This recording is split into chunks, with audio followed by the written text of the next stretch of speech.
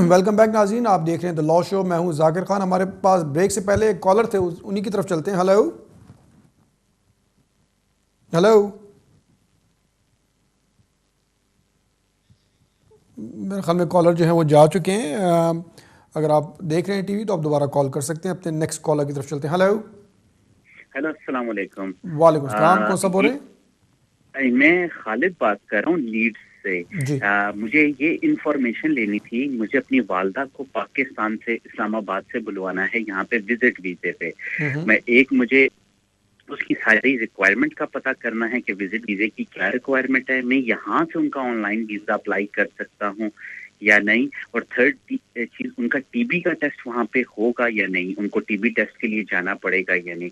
6 months family visit visa apply करना है।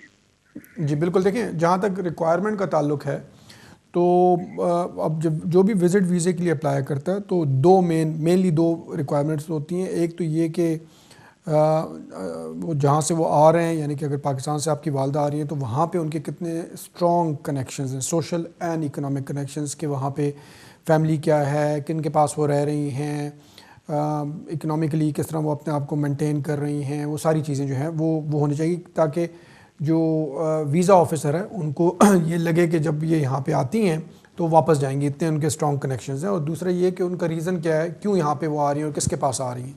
तो ये दो मेन चीज़ें होती हैं। अब जहाँ तक आपके पहले उससे ताल्लुक़ है सोशल एंड इकनॉमिक कनेक्शन जो उनके पाकिस्तान में है, तो उस सिलसिले में आपकी वालदा आपके बहन भाई के पास रह रही हैं, जो भी सिचुएशन है, या आपके फादर के साथ हैं, या उनकी सारों की डिटेल, उनके डॉक्यूमेंट्स, वहाँ पे जो प्रॉपर्टी है, अगर यहाँ से भी आप कुछ पैसे वैसे कभी उनको भिजवाते हैं तो वो भी लगा सकते हैं। ये सारी चीज़ें आपको डिटेल में लगानी होंगी। फिर यहाँ से अगर आप स्पॉन्सर कर रहे हैं, आपकी स्पॉन्सरशिप डिक्लेरेशन वो आपके पास आ रही हैं, आपका पासपोर्ट की कॉपी वगैरह सर्टिफाइड, और आप अगर ख़र्चा सारा आप उठा रहे हैं तो उस सिलसिले में आप सारा जो है वो डॉक्यूमेंटेशन लगाएंगे, अपनी बैंक स्टेटमेंट्स, अगर काम करते हैं तो पे स्लिप्स वगैरह, और आपके पास वो यहाँ पे आके रहेंगी तो उनके लिए इनफ एकोमोडेशन है कि नहीं, उस सिलसिले में आपको अपनी प्रॉपर्टी के डॉक्यूमेंट्स, ये सारी चीज़ें लगाने होंगे। तो ये मेन जो है वो चीज़ें हैं। जहाँ तक आपका सवाल था टीबी के टेस्ट के हवाले से, तो जहाँ तक मेरी इन्फॉर्मेशन है तो उनको वो करना पड़ेगा।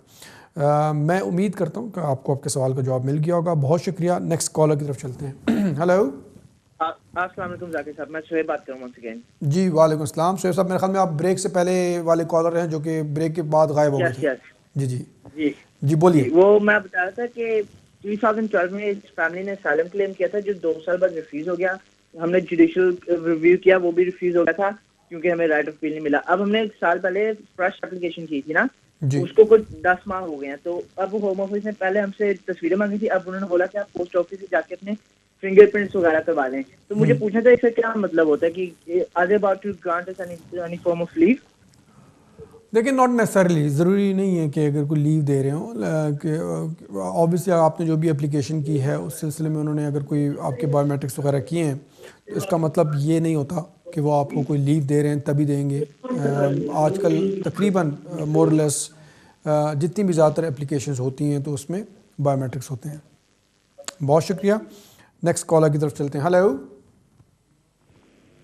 हेलो। हेलो, अस्सलाम वालेकुम। वालेकुम सलाम, कौन सा बोल रहे हैं? जी आबिद बात कर रहा हूँ जाकिर साहब, लीड से। जी आबिद साहब, बोलिए, क्या सवाल है आपका? जी मैंने ये पूछना था कि मैं 2008 सितंबर में आया था, तो स्टूडेंट वीज़े पे। अभी मैं करंट मेरी इमिग्रेशन स्टेटस है कि मैं इंटरप्रेन्योर टीयर 1 पे हूँ, ठीक है ना, PSW से जो चेंज हुए थे। तो आगे मुझे कुछ कॉम्प्लिकेशंस लग रही हैं लाइक अबाउट एक्सटेंशन, ठीक है ना। तो मैंने पूछना ये था कि मेरी वाइफ भी, फैमिली भी यहीं पे ही है, तो मैं इज इट पॉसिबल कि मैं वाइफ को अगर यहाँ पे स्टूडेंट वीज़ा अगर एडमिशन दिलवा दूँ तो मैं उनके डिपेंडेंट आ जाऊँ? जी मेरे हिसाब से तो पॉसिबल हो सकता है, लेकिन मेरा मशवरा ये है ज़रा इस सिलसिले में जाके आप डिटेल में किसी वकील के पास डिस्कस कर लें, क्योंकि मेरा नहीं ख्याल कि टीवी पे इतनी डिटेल में बात हो सकती है, लेकिन मेरे हिसाब से ब्रीफली स्पीकिंग पॉसिबल है। जी बहुत शुक्रिया। नेक्स्ट कॉलर की तरफ चलते हैं। हेलो हेलो, अस्सलाम वालेकुम। जी वालेकुम सलाम। जी कौन बोल रही है और क्या सवाल अभी है? मैंने आपसे क्वेश्चन किया था, आपने कहा था 2016 में मेरे 10 साल पूरे होते हैं, लेकिन मैंने अक्टूबर में ही अपनी एप्लीकेशन कर दी थी। जी जी और अक्टूबर में कुछ महीने कर दी थी पहले ही। 10 साल तो जनवरी में होते हैं ना, जी जी। तो मैंने अक्टूबर में एप्लीकेशन 2015 में ही कर दी थी। और फिर उन्होंने मुझे लेटर लिखा, स्टेट पे उन्होंने रिफ्यूज तो नहीं किया, लेकिन उन्होंने मुझे कहा कि मेरी वकील ने उन्हें रिमाइंडर भेजा 6 मंथ जब करीब हुए तो उन्होंने कहा कि हमें 3 से 6 महीने और चाहिए। उन्होंने रिफ्यूज तो नहीं किया। आप मुझे बताएं कि कितने चांस है रिफ्यूज वो कर सकते हैं? वो अभी होल्ड की उन्होंने मेरी एप्लीकेशन, देखिए और ये अगर रिफ्यूज करते हैं तो मेरी फीस वगैरह सब जाया हो जाएगी, या राइट ऑफ अपील देंगे, या क्या आप चांस है? उन्होंने देखिए होल्ड, अगर रिफ्यूज करना होता तो स्टेट पे कर देते, लेकिन अभी तक उन्होंने मुझे रिफ्यूज नहीं किया और उन्होंने मुझसे टाइम मांगा है, क्योंकि शायद जनवरी का इंतजार कर रहे हो कि जनवरी हो के चली जाए, उसके बाद कुछ फैसला करेंगे वो। तो मुझे प्लीज ये बताइए कि क्या हो सकता है। मैंने 10 साल पूरे होने से पहले ही जी एप्लीकेशन देखिए कर दी बात थी। यह है कि अब इसमें केस वर्कर की डिस्क्रेशन है ना, जो आपकी एप्लीकेशन कंसिडर कर रहे हैं, तो उनकी डिस्क्रेशन भी होती है, यानी कि उनकी मर्ज़ी भी होती है कि वो उसको कितनी डीप चाहते हैं वो। अगर वो रिफ्यूज़ करते हैं आपकी एप्लीकेशन तो ऑब्वियसली आपकी जो फ़ीस वगैरह है वो सारी जाएगी। ये ज़रूरी नहीं है कि जी चूँकि उन्होंने कहा है कि 3 से 6 महीने लगेंगे तो इसका मतलब ये हो गया कि उन्होंने एप्लीकेशन ऑलरेडी अप्रूव कर दी हुई है और उस वजह से रिफ्यूज़ करेंगे, ये ज़रूरी नहीं है। तो उनको और भी चेक्स करने पड़ते हैं, और बाज़ औक़ात एप्लीकेशन कंसिडर करने में केस वर्कर के पास जो है आते आते भी टाइम लग जाता है। तो इसलिए ये कहना तो मुश्किल है कि केस वर्कर अपनी डिस्क्रेशन किस तरह एक्सरसाइज करेंगे, लेकिन उनकी डिस्क्रेशन है ये। बहुत शुक्रिया।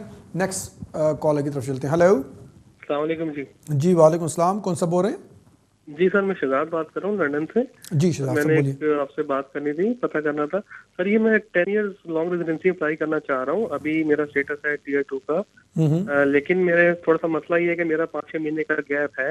मैं पाकिस्तान चला गया था, तो मैंने आपसे सिर्फ ये पूछना है कि अगर मैं अप्लाई कर देता हूँ 10 ईयर लॉन्ग रेजिडेंसी और मेरा वो रिफ्यूज करते हैं, उस गैप को नहीं मानते किसी भी रीजन से, तो क्या वो मुझे अपील राइट देंगे सर?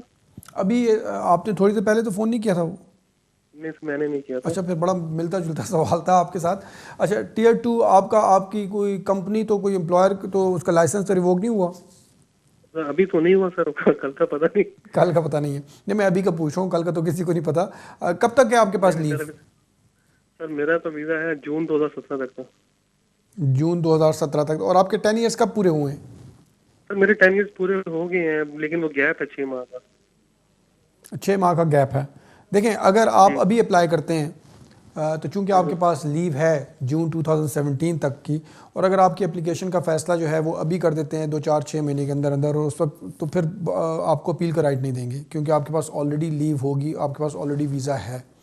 अगर आप फॉर एग्ज़ाम्पल वेट करते हैं और आपका जून में वीज़ा ख़त्म हो रहा है तो आप उससे 1-2 महीने पहले अप्लाई करते हैं, और तो फिर चांस ये है कि आपको, अगर वो रिफ्यूज़ करते हैं तो अपील राइट देंगे। जी बहुत शुक्रिया। नेक्स्ट कॉलर की तरफ चलते हैं। हेलो। अस्सलाम वालेकुम। जी वालेकुम अस्सलाम। कौन सा बोल रहे हैं और क्या सवाल है आपका? कामरान बोल रहा हूँ भाईजान, लंदन से। मेरा आपसे सवाल है, मैं 2006 में आया था वर्क परमिट पे इधर। उसके बाद 1 साल का परमिट था, फिर मैं इलीगल हो गया था ना इधर। अच्छा। उसके बाद मेरा रिलेशनशिप शुरू हुआ। ये लातविया की लड़की थी, एक पार्टनर मेरी जी। हमने 2 साल की अनमैरिड की उसकी केस डाला था, 5 साल का वीजा मिल गया था मुझे। तो मेरी सेपरेशन हो गई 3 साल के, मेरे पास प्रूफ है 3-4 साल के जी। तो इसका कुछ हो सकता है मेरा वीजे का? आपकी सेपरेशन कितना अर्सा हो गया? 3-4 साल का मेरे पास, क्योंकि अनमैरिड के उस केस डाला था ना। 4 साल के प्रूफ है मेरे पास। 4 साल का प्रूफ है इकट्ठे रहने का? जी जी भाई साहब। और उसमें वो काम जो कर रही है उसका भी प्रूफ शूफ है आपके पास? काम ये तो पता है डेफिनेटली किया काम उसने। नहीं, जो वो यहाँ पे जो वो काम कर रही थी, ट्रीटी राइट एक्सरसाइज कर रही थी, उसका सारा प्रूफ है आपके पास? जी 4 साल। जी जी बिल्कुल। अगर, और आपका वीज़ा कब ख़त्म हो रहा है? अभी 3 महीने पड़े हैं। 3 महीने पड़े हुए हैं। देखें, बेहतर ये है कि ये सारे जो डॉक्यूमेंट्स आपके पास हैं वो जाके आप किसी वकील को दिखा दें, तो क्योंकि वो डॉक्यूमेंट्स देख के, ताकि वो ये चेक करने के लिए कि कब तक वो ट्रीटी राइट एक्सरसाइज कर रही थी और कितना अर्सा आप लोग इकट्ठे रहें, तो फिर कोई चांस बन सकता है। लेकिन ऑब्वियसली वो डॉक्यूमेंट्स देखने के बाद ही आपको बताया जा सकता है। जी बहुत शुक्रिया। नेक्स्ट कॉलर की तरफ चलते हैं। हेलो जी। हेलो जी जी जी, कौन सा बोल रहे हैं? अस्सलाम। वालेकुम अस्सलाम, कौन सा बोल रहे हैं? मैं मिस्टर शेख बोल रहा हूँ। जी शेख साहब बोलिए, क्या सवाल है आपका? मैं जाकिर साहब से पूछना था ये। जी जी बोलिए, मैं जाकिर बोल रहा हूँ। जी अगले साल जो है 10 साल का हो जाएगा कि उसके मैं वो नेचुरलाइजेशन के लिए अप्लाई करूँगा या कोई और कानून में कोई तब्दीली हुई है? आपके बच्चे को 10 साल हो जाएंगे यहाँ पे? जी जी जी, पैदा यहीं पे हुआ। पैदा यहीं पे हुआ है जी। फिलहाल तो कानून में कोई तब्दीली नहीं हुई है, आगे का पता नहीं है, लेकिन फिलहाल कोई तब्दीली नहीं है, तो आप उसके लिए रजिस्ट्रेशन के लिए अप्लाई कर सकते हैं as British citizen. Okay, thank you जी, बहुत शुक्रिया, best of luck. Next caller की तरफ चलते हैं। हेलो हेलो जी, अस्सलाम वालेकुम। वालेकुम अस्सलाम, कौन सा बोल रहे हैं? जगर साहब, मैं जब्बार बोल रहा हूँ बर्मिंघम से। जब्बार साहब बोलिए, क्या सवाल है आपका? अच्छा, मेरी रिक्वेस्ट ये है कि मैं इधर 2004 में यहाँ पर आया था एज ए स्पोर्ट्स शादी करके। यहाँ पर मैंने इंडेफिनेट और नेशनलिटी भी ले ली है। आप 2004 में, सॉरी 2004 में किस कैपेसिटी में आए थे यहाँ पे? एज ए स्पोर्ट्स बस में शादी करके आया। शादी करके आए थे, जी जी। तो इधर यहाँ मैंने नेशनलिटी वगैरह ले ली है, ठीक है, लेकिन मेरी सेपरेशन हो गई है। तो अभी मैं क्या, ये जो पाकिस्तान से जो लड़कियां आती हैं एज ए स्टूडेंट, तभी कोई ऐसी कैटेगरी है जहाँ से लड़कियां आ सके यहाँ पर, तो फिर शादी कर लेगा उस लड़की के साथ। मैं आपका मतलब समझा नहीं। ऐसी कैटेगरी अगर स्टूडेंट आती हैं लड़कियां तो क्या? तो वहाँ पर अगर उनके साथ शादी करे तो वहाँ क्या उनका वहाँ पर फिर स्टेटस बन जाता है या उनको वापस जाना पड़ता है? देखिए, अगर कोई स्टूडेंट यहाँ पे आता है और लड़की बस अगर एफए या बीए किया उसने पाकिस्तान से, आप ये मालूम करना चाह रहे हैं कि अगर यहाँ पे कोई स्टूडेंट है जो कि यहाँ पे स्टूडेंट है और आपकी चूंकि डिवोर्स हो चुकी है और आप अगर किसी अगर वहाँ से आए तो जी जो भी वही, अगर पाकिस्तान से कोई स्टूडेंट यहाँ पे आई हुई है स्टूडेंट वीज़े पे, जो कोई स्टूडेंट आई हुई है और आप उससे शादी करना चाहते हैं तो जी, या आना चाहे तो देखें, पहली चीज़ तो ये है कि अगर टेक्निकली स्पीकिंग कानूनन जो है, अगर यहाँ पे कोई स्टूडेंट होती है जो पाकिस्तान से किधर से भी आई हुई है स्टूडेंट वीज़े पे, और उससे अगर आप शादी करना चाहें और उसके पास वीज़ा है स्टूडेंट लीव, तो वो शादी कर सकती है आपसे और उस बेसिस पे आप वो अप्लाई कर सकती है यहाँ पे। लेकिन अगर कोई स्टूडेंट खाली इस मकसद के लिए आ रही है कि जी यहाँ पे आके शादी करेगी, तो मैं आपको ये बोलूँगा कि ये सही नहीं। उसके लिए बेहतर तरीका ये है कि आप पाकिस्तान जाएँ, वहाँ पे आप शादी करें उनसे और फिर उनको एज ए स्पाउस जो है वो यहाँ पे बुलाएं, क्योंकि वही रिक्वायरमेंट जो आप यहाँ पे पूरी करेंगे जो है, बजाय इसके कि किसी किस्म की आपको प्रॉब्लम हो, यहाँ पे आती हैं और फिर आपसे शादी करते हैं और वो होम ऑफिस ये उन पे ऑब्जेक्शन रेज़ करे कि जी ये पहले से कोई आपने ये प्लान किया हुआ था कि अब आते साथ ही शादी कर रहे हैं। तो बेहतर ये है कि आप पाकिस्तान जाएँ, वहाँ पे शादी करके और फिर अपनी स्पाउस को जो है वो बुलाएं। बहुत शुक्रिया। नेक्स्ट कॉलर की तरफ चलते हैं। हेलो हेलो, सत श्री अकाल जी। जी सत श्री अकाल जी, कौन सा बोल रहे हैं? मेरा नाम सुखविंदर सिंह है जी। जी सुखविंदर सिंह साहब बोलिए, क्या सवाल है आपका?